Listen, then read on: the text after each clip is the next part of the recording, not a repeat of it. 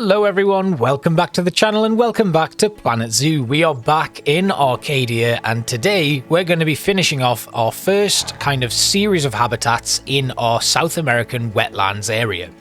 Originally this was going to be a space for the American alligator, but as that's an American animal, and yes I know it can kind of exist in a South American tropical biome, I thought it would be better to do something a little bit different this time. So this is going to be a combined multi-species habitat.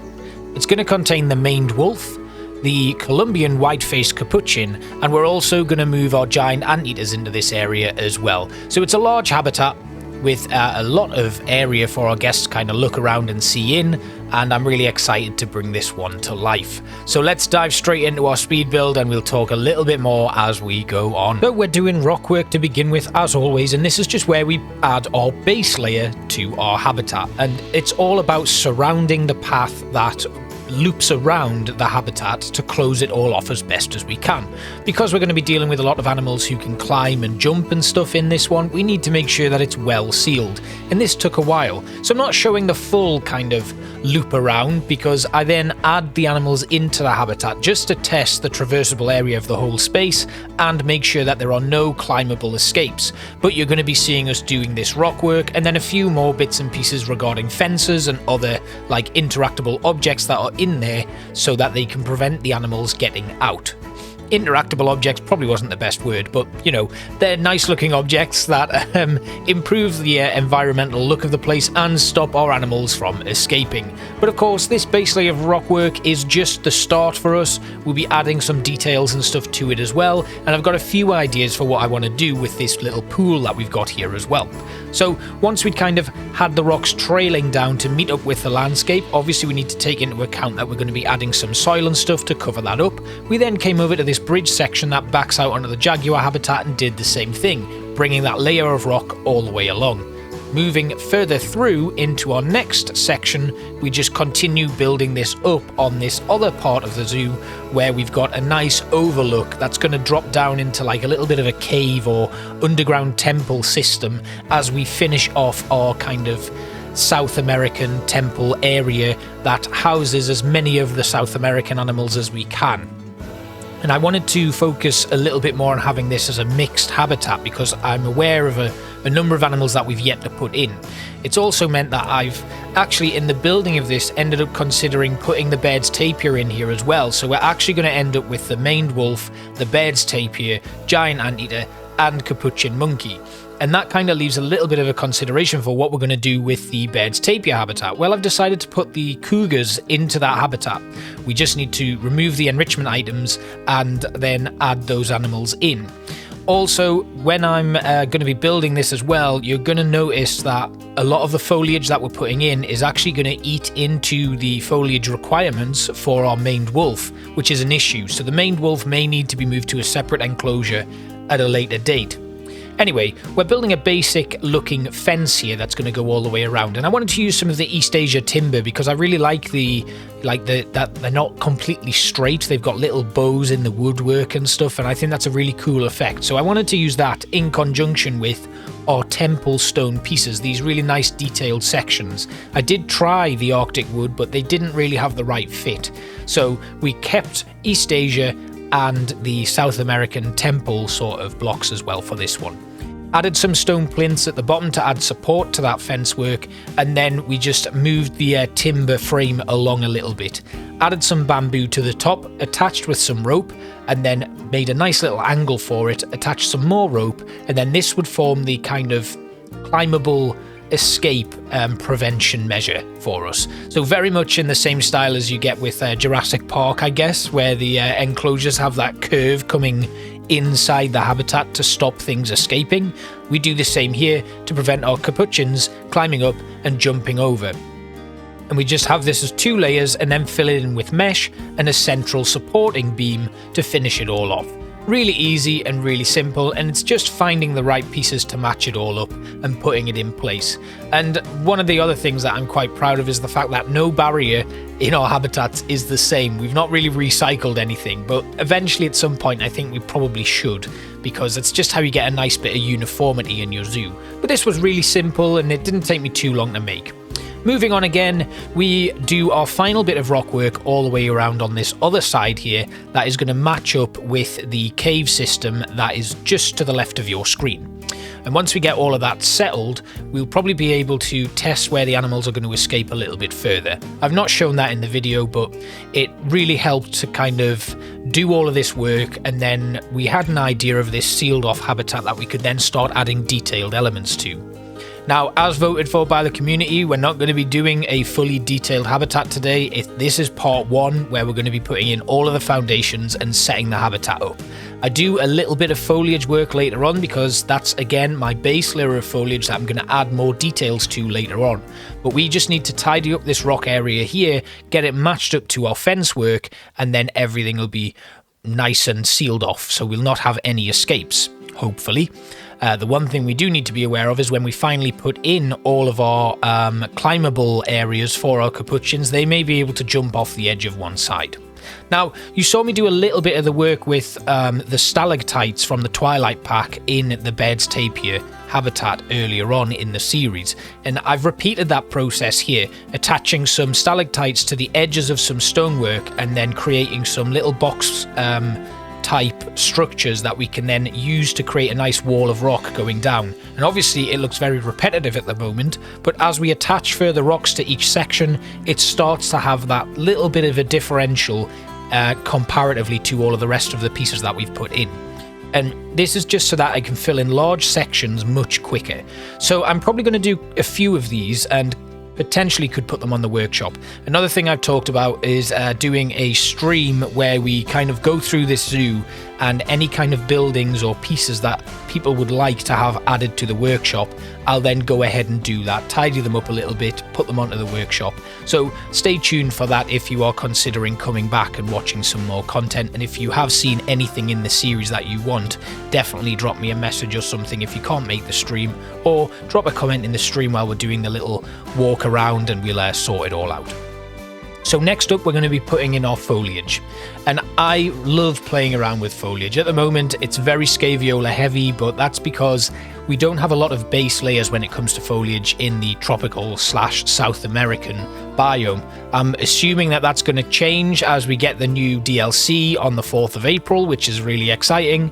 But other than that, this is what I'm working with, so that's what I'm going to keep doing.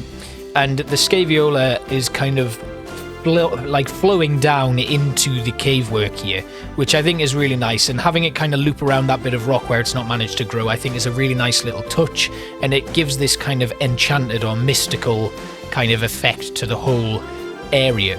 The next part we're going to be adding in is some of the Spanish hanging moss.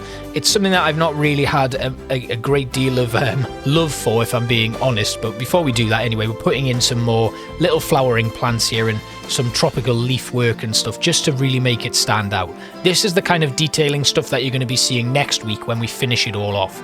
But the Spanish hanging moss for me is something that I've been quite heavily critical of as a texture. I don't think it looks amazing, and it's a bit of a shame because I think it's got a lot of potential to look really good. So we put it in and then we add some mossy rocks to the ceiling here, which just give a little bit more of a pop of green for the whole area. And then we sink in some of the strangler fig roots to really finish it all off. The thing with the Spanish hanging moss is on its own it doesn't look particularly good because I don't think it's got a nice amount of detail in it, but when you mix it up with stuff like the strangler fig roots, it starts to really come into its own and add like a nice little texture difference between all of the other pieces. Moving on, we're now going to put in our trees, and this is important because I want a tree canopy created for this build that is going to give our capuchin monkeys a domain above the rest of the habitat, and that's quite important. Unfortunately for us though, we're not going to be able to put any food enrichment items up there for them because our keepers aren't going to have access to it. I want this to have kind of like a start where the staff building is, so that there's like a little bit of a roof. You know, when you see some pictures in like Bali and Indonesia and South America, and the monkeys have kind of just taken to sitting on the roofs of buildings and stuff, waiting for guests and tourists to drop food or something, and then they'll just leap off, or they'll try and steal food as well, actually. So that's one thing. I wanted to put a kind of climbable lip on the front of my staff building, and that's going to be the start of the Capuchin run, I guess, where they are then able to come up and access the upper canopy of all of our trees, have a place to sleep and a bit of safety. Whenever they may get stressed or something, they'll be able to escape to that domain and have a little bit of time to de-stress and relax and things. Now, while I've been talking, of course, we've been doing, again, our detailing work at the foot of the trees. And one thing I think is important when you're going to be using strangler figs is to make sure there's a little bit of a root network around the bottom of the tree. Because this one is kind of growing away from the pool of water here. We want to make sure that there's a root network going into the water to grip that tree. Otherwise, eventually, the weight of the top of the tree is going to pull it over and it's going to fall down. So that was something really interesting to play around with, and I just think that's really important if you're going to be using strangler figs. Added a little bit of rock work into this area, like I said, not focusing too much on detail, but I wanted to give little tasters of stuff what's going to be coming up. This is going to be a very hyper-realistic and hyper-detailed habitat. I want to make it look like a forest floor, so there's going to be a lot of coverage and stuff in here as well. And that's why it's really important that we consider the future of the maned wolf within this habitat, because they only like about 26% coverage when it comes to greenery. Every other animal we've got in here, we can go up to 100%, which I really want to maintain. So we may need to have some consideration for a different animal to go in here. Then I decided to change some of the fence that I made earlier into a sleeping area for one of our other smaller mammals, like the Baird's tapir or the giant anteater, and that meant we needed to put a roof on it. So I made a bamboo framework here. You can see it in green, and then we kind of changed the colour to it to the brown to match the rest of the structure. I then duplicated the entire L shape here and moved it around, which then gave us a nice big framework for our roof. Now, it's a little bit of an unorthodox shape, given that it's got that triangulated area on the top and then flat underneath it.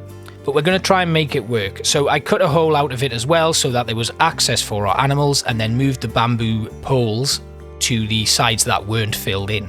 Then it was time to add some rope to each and every single join here and move it all into position to get it all matched up, which made it look like this really well connected structure, even though it's actually not, because it's not completely straight. Anyway, that's a little bit of a secret for you. This was built on stream as well, so it took a while to kind of all put together and get it right. And then it was a kind of consideration for what we were going to put on our roof. Now, unfortunately, in terms of the build sets we have available to us, there's not a lot that we can do. And what I then decided to do was use these leafwork roof panels to create something a little bit more natural that kind of pours down the side of the building there. It left a couple of gaps which were a little bit difficult to fill in, but we eventually managed to get it working, and it ended up being really quite cool. So it just kind of became this network of these panels that were stacked in different ways. And I tried to use some different pieces to just flesh it out a little bit more and give it a little bit more detail, but nothing seemed to be working. So after all of that, I decided to just put the flat pieces in first, and that left us with some smaller holes that we could fill in with some glass pieces, which made a really nice effect. Thank you for the suggestion, people in the chat on stream, for helping me come up with that idea. That wasn't all mine, so I'm going to give credit where it's due. The people in the chat really helped me finish this one off. But it was a really interesting building to make, especially considering that it used some of the fence network that we already have in place, and then it was just about moving these greenery pieces into a nice kind of rotation so that it didn't look too samey, and getting it all set in place. And I was really happy with it, actually. Once we'd put that in place there, we then just needed to put in the glass blocks. I did try using the green panels here, but it didn't work. We then draped them down over the mesh patterns here, just so that there was a little bit more privacy. I mean, the guests can't actually see in there because they're blocked off by the walls themselves, and I don't think they can see over. So we put them in just to add a little bit more of a privacy curtain. Then we came over to our first series of waterfalls here. And again, I brought in my rockwork paneling just to add a little bit more depth to the rocks that were already here, and then started building up the platform a little bit more so that I could hide the waterfall's back plates there. And what I want to do here is make this a little bit more of a industrial or man-made waterfall. So I wanted to put like a cistern or some sort of tank on top that would be kind of feeding the water into this waterfall. And maybe we'll later on, when we're doing the detailing episode, add kind of like a pump that is sucking the water out of the pond and recycling it back up into those tanks. So we've kind of got this infinite supply of water that is just constantly being recycled and filtered and stuff.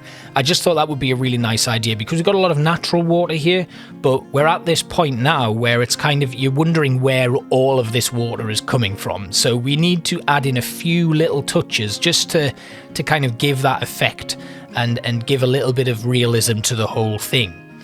So I used these African plaster sections and turned them into like black, so they kind of had like a little bit more of a metalwork feel to them, and then started building up a platform that our water tanks would sit on. And everything was going pretty well until I created something that resembled drinks cans stacked together by making them brightly coloured, which wasn't my aim.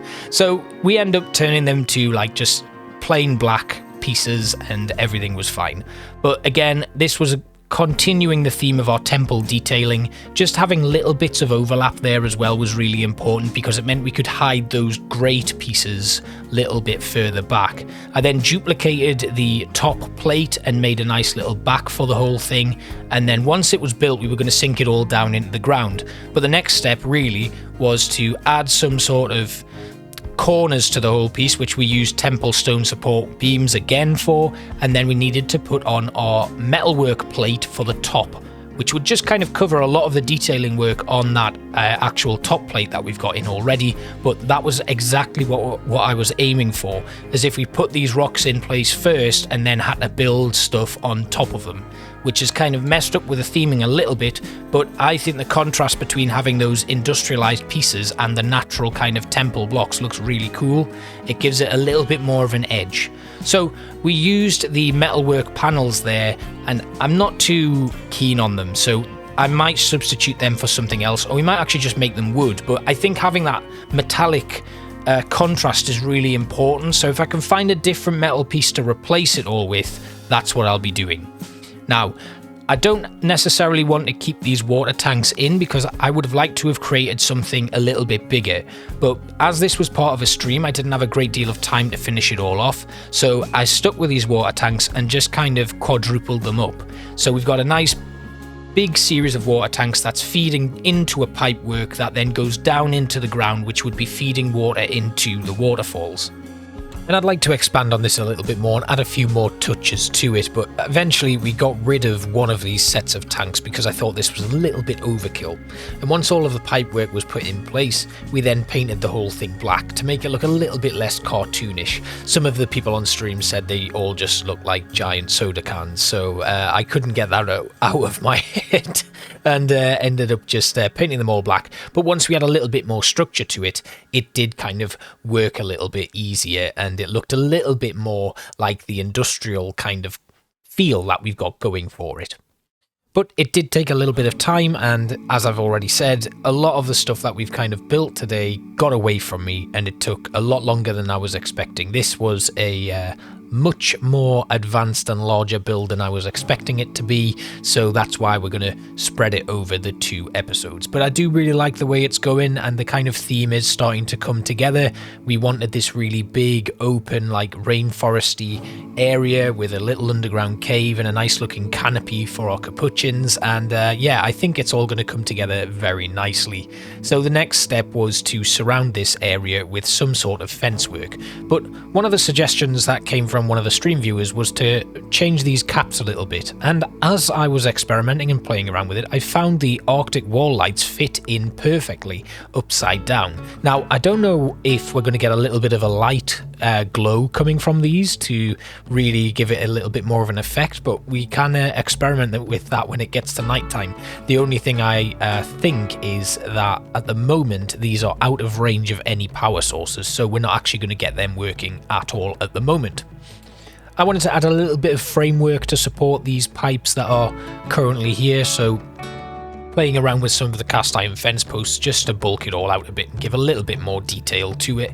Like I said though, this is only a start to the detailing work that we're going to be doing next week, and it was just to get some sort of structure in place there. Obviously it doesn't look amazing, and that's why I do want to come back. Next we needed to trim the metal work that we've got going on there, because again that just looks like it's been flopped on the top of it, which isn't great and not how I want to present the build at all. So we're going to give a nice little wooden trim to it from the conservation cladding beams and ring that all the way around so that it's completely coated.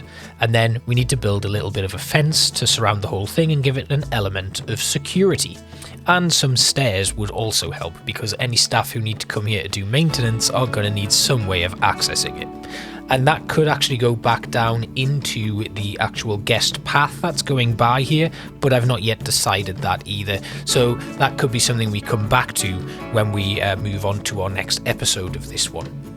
But everything is starting to come together a little bit now. The little scenes that I'm looking to create are starting to come together, and it's starting to look really good. And once we get all of this basic work done, we'll be able to move on to a lot more of the advanced stuff next week. Now, I did come across my usual pitfalls. Having already put this in place, I was struggling to work with angles and stuff and the way that things were snapping to each other, and it made it a little bit more of a difficult kind of ride going into the next part of the habitat. So I reset the axis to the world axis and replaced all of the stuff that I already have, so that I had a little bit more of a square angle to be working with, and it just stopped that occasional drift that you get when you're working against the world axis. And it's something that I'll probably do moving forward quite a lot, actually building all of my structures on a world axis and then moving them into place once they're complete. It just makes life a lot easier when you're doing these more elaborate builds, because there's nothing worse than coming back to a build that you've already put in place and thinking, I'm just going to spend a little bit of time adding a few more details to this, and then suddenly the details are flying off like 1 degree to the right for the whole time, and it just becomes very difficult. So especially for me, to be quite honest, because a lot of my buildings I think are finished, and then I get a new idea and I have to go back and make little adjustments and stuff, and that makes things very difficult when you've already put that building in place. So maybe next time it's going to be better if I just set everything on a world axis, do the adjustments, and then put them back into place.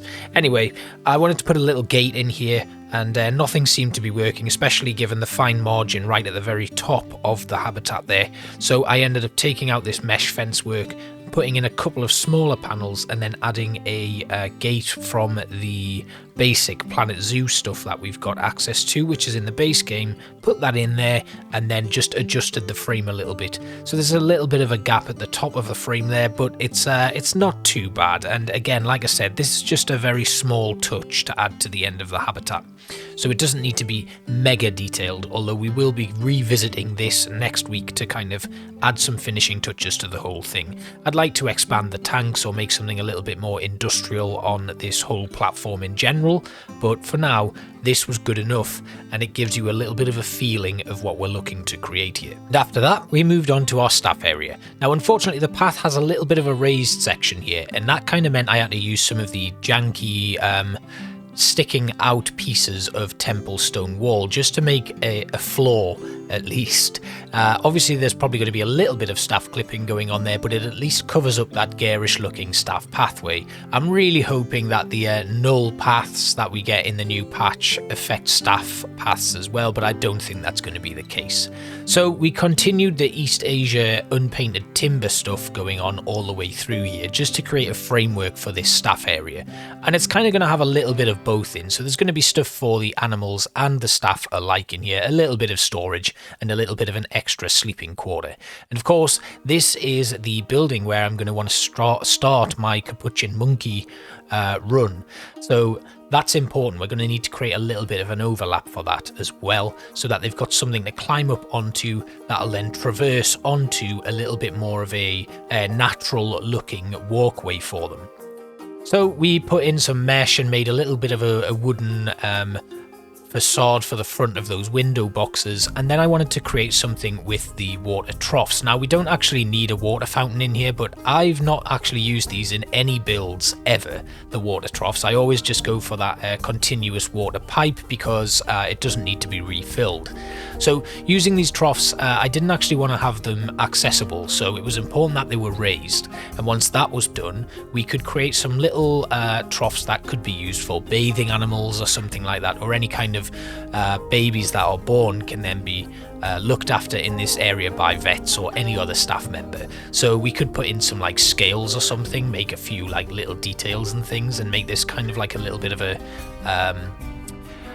an area for staff and stuff to give medical examinations and things like that, or just check on babies and things. You find that in a lot of zoos that there are kind of areas for this to happen. Most of them take place in like a proper veterinary quarter where an animal is transported into it, but I'd like to do something on site and start incorporating some little staff kind of areas within these habitats. I did try to use the water jet here, but it didn't work. It was never going to work really. We've got nowhere to put it, and the jet is coming out a little bit quickly for my liking, as if that tap's been left on full belt for a very long time. Even putting in little things like bubbles and stuff wasn't working, so I just moved on and went on to something else. Of course, it did need a little bit of conduit pipe, so it looks like there's actually a lead up going into that water tap. I don't want it just smashed on the side of the temple stone walls, but it's these little details that really make something. And for this next part, I went back over to the llama habitat and took these shelves that I created for that habitat. I then duplicated those and threw them back into our habitat before adding some extra details onto them. Now, we might actually come back and do a little bit more here. I think it's important, but I do want to show you little glimpses of the detailing episode that we're going to be doing next week. So I think it's important to add these little ones into this episode as well. And when you come to view that episode, we're going to be showing some little bits that we've done to get this habitat to where it is, and then moving on with the more intricate parts of the build. I think the most difficult part for this is probably going to be creating that canopy for our capuchins, so that's probably going to be the most time-consuming part of that episode. But I still think it's important, and it'll be really fun to do, as well as that underground temple, which you haven't actually seen in this episode, but if you did catch the live stream, you did see me putting the foundations of that in. That's probably going to be expanded and go a little bit further underground, and I'll make that look like a sunken treasure room or something like that. Because I've been doing little nods to it throughout this district, it would be nice to have a fully kitted out treasure room, which again will increase the amount of space that our animals have. Now that I've added in the maned wolf, the capuchins, the Baird's tapir and the giant anteater, there's not a lot of space. So we've got like 2,100 square meters of space in here, but a lot of it is now taken up, and because they're mixed species habitats, every animal that comes in here has a little bit of an impact on the space that the other animals have. So it's not just like the Baird's tapir, which traditionally for a couple of them will only require something like, I don't know, let's just say for argument's sake 800 square meters of space. That space is actually increased by having other animals in there, so it makes it a little bit more difficult. Anyway, we were putting some timber framework again on this staff building, and we just needed to get it all the way around so that it had some sort of nice looking edging on it. A lot of people on stream did ask about the kind of buildings and things, and I just like to create a nice front facade for most of my staff areas, unless you're going to be seeing something that's in there. So if we have it looking nice and like, yeah, this is a little bit of a box, it doesn't need to be. We could actually go with a bit more of a temple theme like we have for that big staff building across from the jaguar habitat, but for this I just wanted something really basic. And of course, while we've got these roof pieces in, we then add some flat roofs on the top and then continue the triangulated roof on the top as well. So it all rounds off very nicely. I did notice, of course, I'd covered up my solar panels, so we then had to remove one of the roof sections right at the front there. But once it was all set in place, it looked pretty good anyway. And I haven't actually tried it, but what I'd quite like to do is put a glass piece on the top of the solar panel and hope that it doesn't actually restrict the solar energy that's being absorbed by the panel. I wouldn't think it would, but who knows? You can never tell with Planet Zoo. Some things work and some things don't, and I guess that's the beauty of the game. Now, I've not put any eaves on that building because that's where I want to put my capuchin run, so we're going to leave that for now. The next step was to come back over to this second waterfall section and start covering up the plaster background on it. Of course, it again lets us block up any escape areas in between the fence. And this is what I think is really important, is making sure that if you're going to traverse from like a rock face to a fence, is you give it some sort of attaching kind of function, so that it's not just a fence that sticks straight into your rockwork. Just add that little bit of extra detail to make sure that it's all kind of flowing quite naturally. And with these waterfalls, sometimes you can just leave them open, but I prefer to cover up the plaster on them because it just makes it look a little bit more, I don't know, natural, I guess. So obviously these are very flat pieces that are kind of just blocky, so to add extra rocks on the top of it and make it look a little bit more like a naturally occurring thing is something that I really like to do. Final finishing touches are just going to be coating most of the area in scaevola bushes. Now you can see me going back regularly to check on the maned wolf's foliage kind of requirements, and unfortunately we do exceed them quite massively.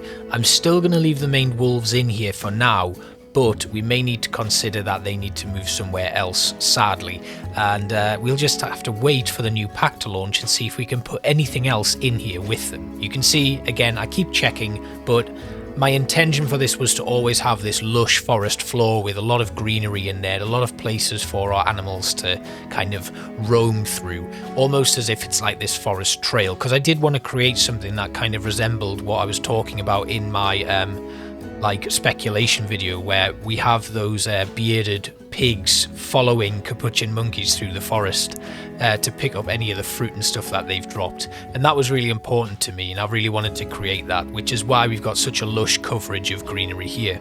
Anyway, we're just about finished off with these final pieces of our basic structure work within this habitat. We're going to do a quick tour without all of the animals, and I will see you all next time. So thank you all for watching, and I look forward to the next video.